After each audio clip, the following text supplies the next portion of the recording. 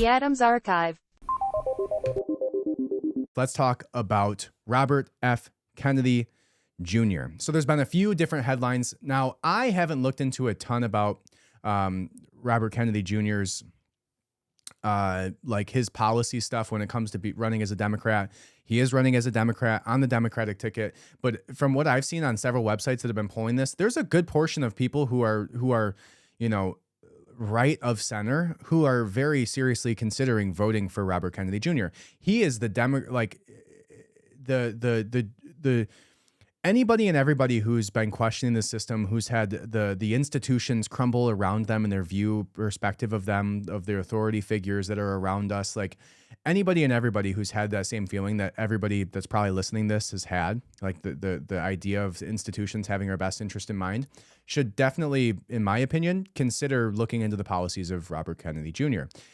He wrote the book, The Real Anthony Fauci, which I haven't personally read it, but according to the people that I know that have read it, it absolutely breaks down brilliantly the reason that Anthony Fauci should be charged for crimes against humanity, like citations after citations after citations.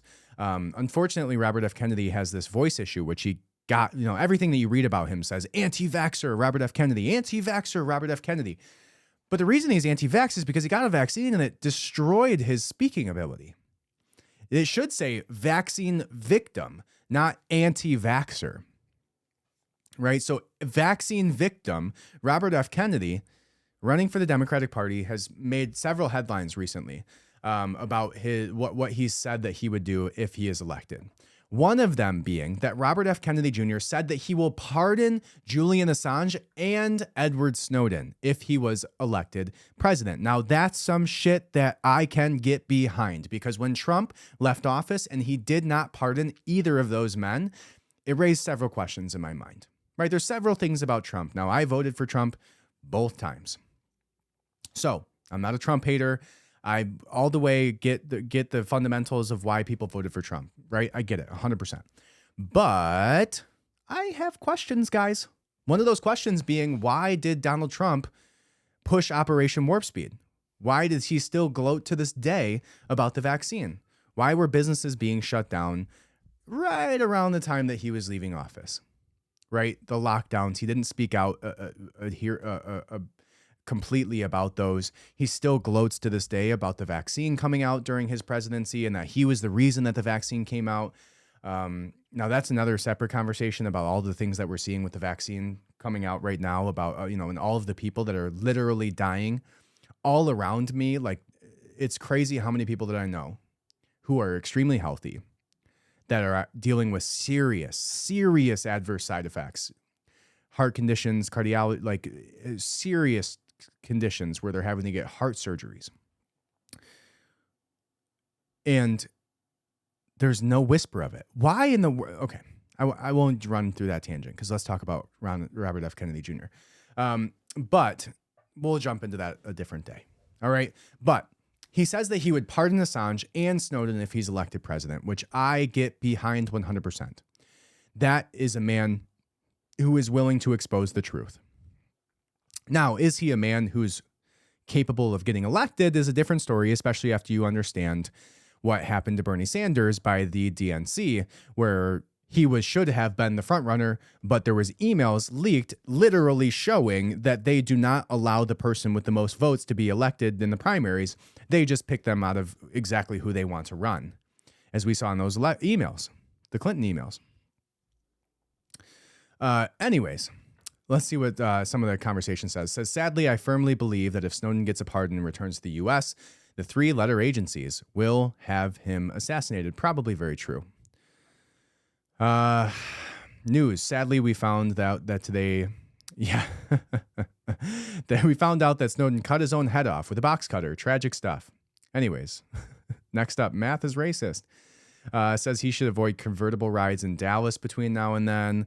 And yeah, there's some quotes about that. But yeah, there's probably a very little chance of him getting elected just based on the powers that be.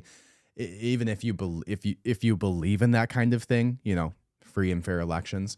But yeah, I see a very little chance where they allow that to happen. But I would seriously consider looking into his policies, and personally, I would consider looking into voting for him, depending on how democratic his policies are. The next one that we'll look at by him says Robert F. Kennedy Jr. Oh, we're missing one here, guys. Let's see. We got one more for you, and it is Robert F. Kennedy Jr. says that mega billionaires are using climate change to usher in totalitarian controls on our society. Right? So what he's talking about there is the carbon footprint. What he's talking about there is a social credit score based on how much meat you ate that week. What he's talking about there is 15-minute cities. So Robert F. Kennedy Jr. says mega billionaires are using climate change to usher in totalitarian controls in our society. So this comes from the Daily Caller. It says Democratic presidential candidate Robert F. Kennedy Jr. said Friday that mega billionaires like Bill Gates are using climate change to implement totalitarian controls on society. Climate issues and pollution issues are being exploited by, the World Economic Forum and Bill Gates and all these big, mega billionaires. The same way that COVID was exploited to use it as an excuse to clamp down totalitarian controls on society, said Kennedy during a talk show hosted by Kim Iversen. Kim Iversen being the woman who I talked about last week, from the Hill, who was removed because she had something to say about vaccines, I believe.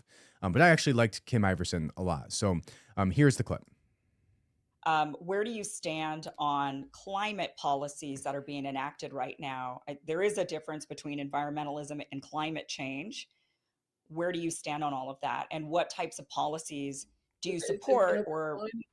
Climate issues and pollution issues are being exploited by, the World Economic Forum and Bill Gates and all of these big, mega billionaires, the same way that COVID was exploited, to use it as an excuse to clamp down, top-down totalitarian controls on society, and then to give us engineering solutions. And if you look closely, as it turns out, the guys who are promoting those engineering solutions are the people who own the IPs, the patents for those solutions. Oh, it's a way, it's being used. They've given climate chaos a bad name, because people now see that it's just another crisis that's being used to strip mine the wealth of the poor and to enrich billionaires. And I for 40 years have had the same policy on climate and engineering. You can go check my speeches from the 1980s, and I've said the most important solution for environmental issues is not top-down controls, it's free market capitalism. So there you go. Maybe, just maybe, give it a shot. Look into his policies. That's all I'm saying.